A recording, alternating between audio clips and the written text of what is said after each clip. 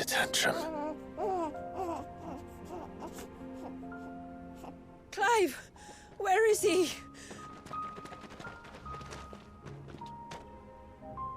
Well, yes.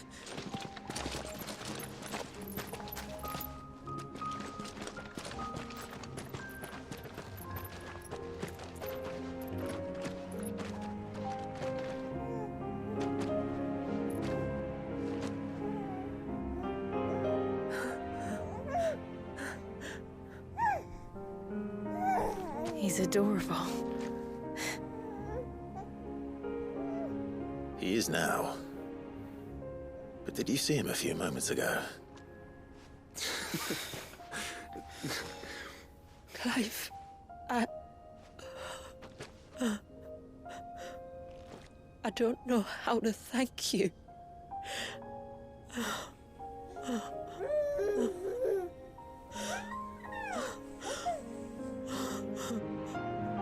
It's all right.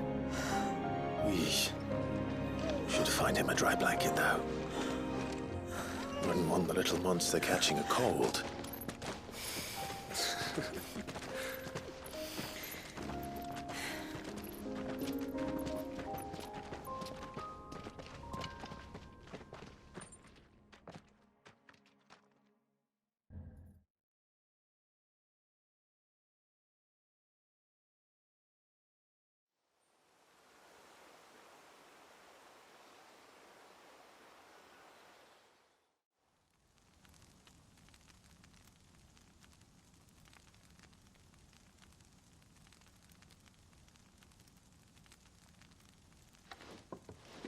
There.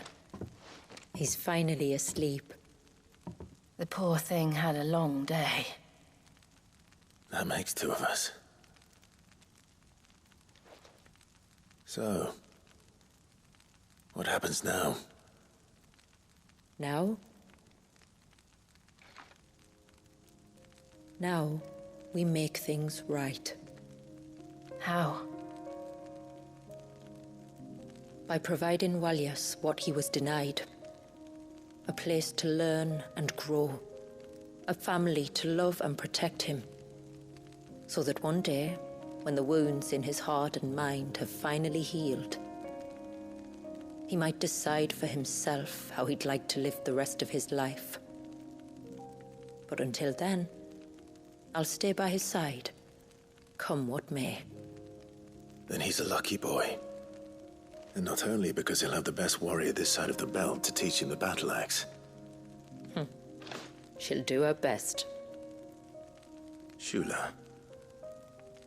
The beast that threatened your home is tamed. The empire that threatened your people toppled. Might it not be time to cast off your ancestors' glamour and retake your place in the Twins? Perhaps. It's not as if we have the crystals to maintain the wall much longer.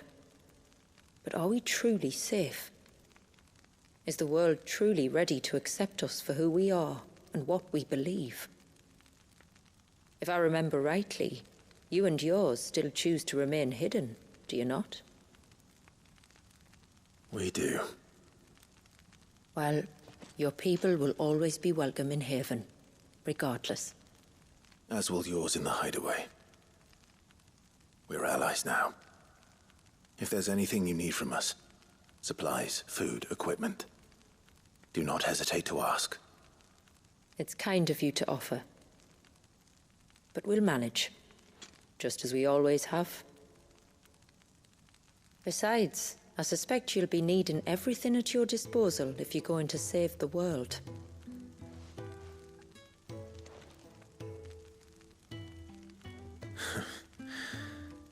I fear much of it is past saving. The best we can do is strive to turn what's left into a world where we can all live as equals. A noble endeavor. And there'll be a place in this world for us, will there? For Walyas. For everyone. I swear it. Then we shall be waiting. Until the tides bear you back to shore.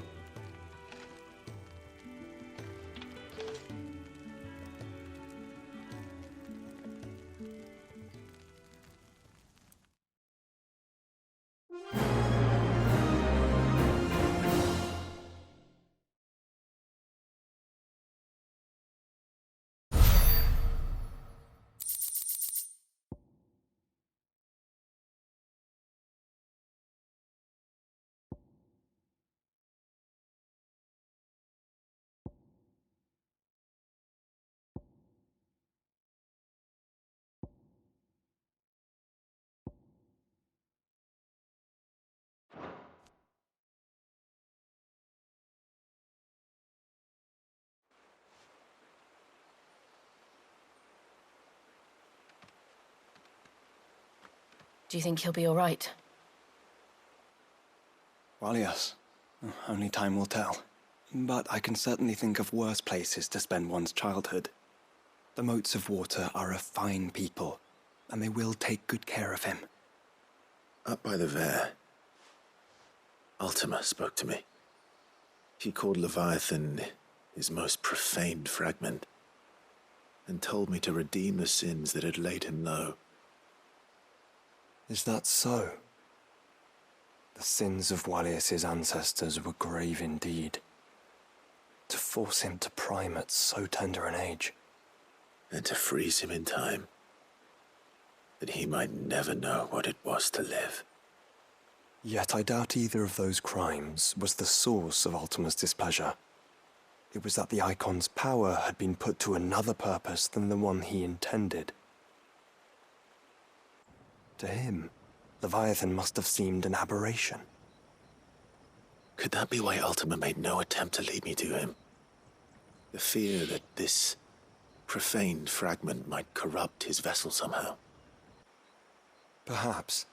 Or perhaps he simply deemed Leviathan surplus to requirements. Having concluded that his vessel might be made to serve his purposes without the full sum of his power. His purposes? There's no escaping them. Even here. Hidden away in Mysidia, the blessing of the crystals proved nothing but a prison. A prison into which Wallius was born, and from which freedom is hard won. If the world doesn't change, if we don't change it, he'll end up suffering the same fate as every dominant who came before him. Then we must change it. That we must. And we shall.